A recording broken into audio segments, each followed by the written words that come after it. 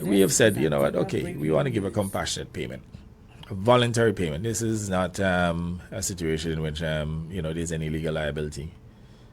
And members of the opposition, members of the workers' union, they know that is the case. And if that was not the case, they would have taken the government to court. But yet still, they continue with their rhetoric. Oh, you're so wicked. You're not paying the people them the money. They deserve 100%. Barbados, the 52% shareholder came subsequently. And they said they limited in the liability about 10 million. Not one word was said. But Antigua, who had offered 50% in the first instance, we were the most uncaring, the coldest set of politicians who don't want to take care of LIAT workers. So, if their rationale is right, that the shareholders are legally liable, and Barbados own 52% of the shares, why would Antigua be responsible for 100%? We have what, 32%? 32%. And Barbados only And made so that offer to our- their citizens. Exactly. And our compassionate offer basically is in line with the shareholding, right? Now, we did say to the union last year, before the elections, and I want the people of Antigua and Barbuda to know that, I'm at the level of maturity that I'm not going to lie to the people of Antigua and Barbuda. I'm not going to dupe anybody. And it's not because I'm harsh. I believe in standing on the truth. We said to the LIAT workers that if they did not accept the 50%, that we'll withdraw it. And if you all remember those discussions. Well, we haven't withdrawn it as yet, but we've since reduced it to 32%.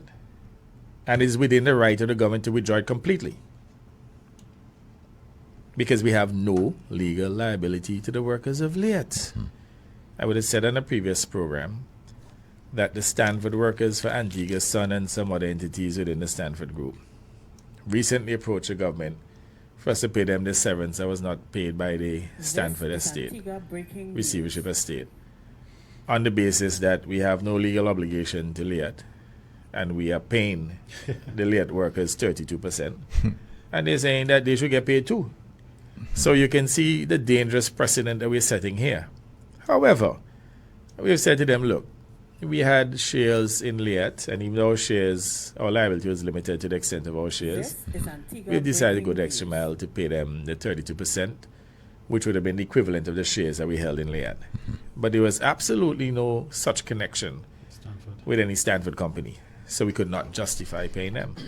Another company that is lining up for severance too? CAS. Ooh. So CAS was 50% owned by LIAT, or maybe still is 50% owned by LIAT. And many of the workers lost their jobs, their home, and as far as they're concerned, instead of looking to LIAT for the money, remember we have no shares in CAS, Many of them of the mistaken opinion too that government should pay them. So I just want people to understand the magnitude of this issue, and that, for a vulnerable small island state with serious fiscal problems, we have to be very careful with undertakings. We can't be reckless like the UPP. And I have no doubt that they got potentially thousands of votes because they promised to pay the $120 million. I mean, what they did was to fool the people. All would have happened if they had won. It was said to them, well, now we come into government, we recognize there's no money to pay you. And they probably would adopt our position, or they will tell them they're not paying them. But they have created that expectation. And maybe to the LIAT workers, recognizing that we're in an election cycle, maybe they play the game too, now they don't know otherwise, and maybe try to force our hands. But we try to be consistent. We take decisions that are sustainable. Because our objective is not to hold on to power indefinitely. We want to make sure that, provided we remain in government, we're taking sustainable decisions that ultimately in the best interest of the country. And let's face it too, paying a small casual staff in LIAT $120 million severance could never be in the best interest of the country when we have so many developmental challenges, so many areas that need funding. We have so many creditors that have not been paid. Even going back to the UPP, so it's been a perennial problem. How do we justify not paying our just debts, but giving LIAT staff $120 million, of which they're not deserving, or $100 million? If we say, hey, look, Okay, we don't owe you, we're giving you 32 million, 32%.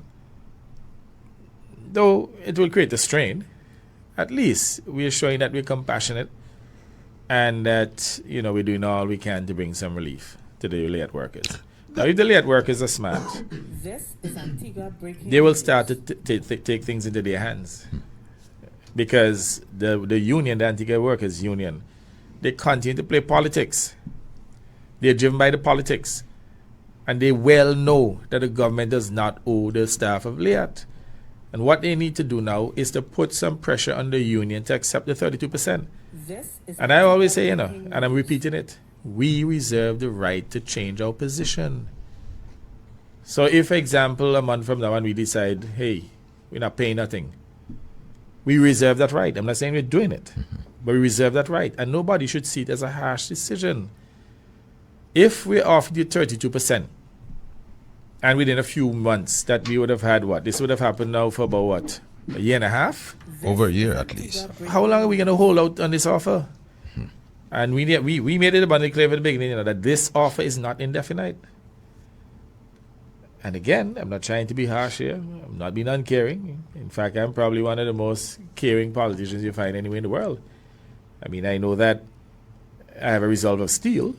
And I do come across pretty tough. Not that I'm not tough, but at the same time, I have this, I don't know if you call it a dichotomy, in that I'm also one of the most caring person that you'll come across. Even in terms of my personal life, the way I live my life. But at the same time, as a prime minister, myself and my team, my ministers, we have a governance responsibility to the entire nation, not to a group of people called LIAT workers or former LIAT workers. And again, I say this with no ill will towards the LIAT workers, present one, in fact, and those who are out of work, especially those who are out of work. But to place this issue into proper context so that they can realize what is at stake.